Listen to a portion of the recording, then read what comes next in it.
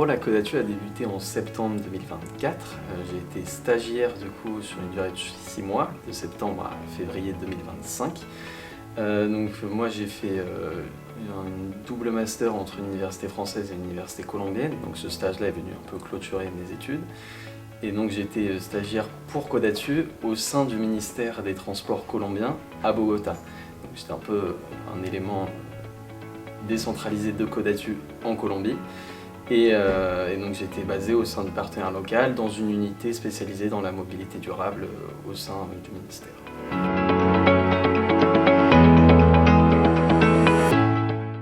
Alors, dans le cadre de ce stage, j'ai eu 3 missions principales. Donc, la première, c'était de coordonner et de collaborer avec les acteurs locaux.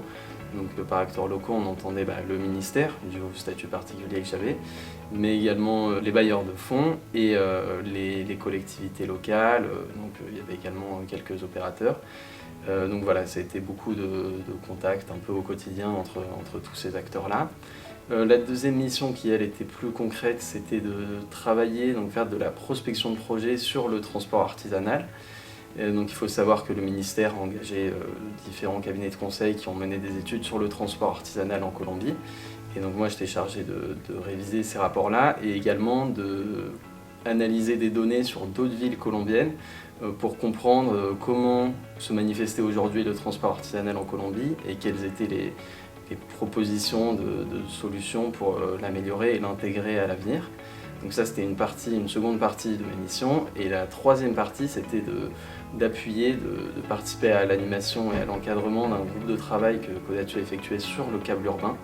Donc là c'est un groupe de travail international bénévole qui s'est réuni 4 fois entre octobre 2024 et février 2025. Et donc l'idée c'était de sortir une liste de recommandations, de bonnes pratiques à partager, à véhiculer pour les villes qui souhaitent développer un projet de cadre urbain dans leur territoire.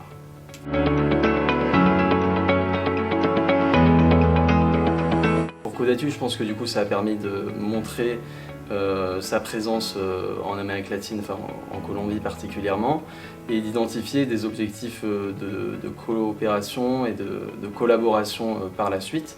Donc ça, je pense que ça a été un enjeu crucial pour Codatue. Pour le ministère, je pense que ça a été une occasion d'être mieux sensibilisé grâce à la présence de Codatue aux enjeux autour du transport artisanal, notamment pour l'intégrer dans des futurs plans de réforme de mobilité.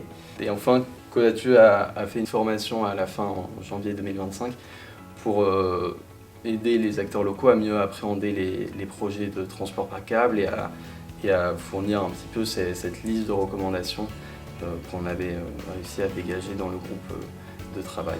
Donc voilà, ça faisait un peu le lien entre les différents projets, et donc ça a été une belle manière de clôturer ce stage en février 2025.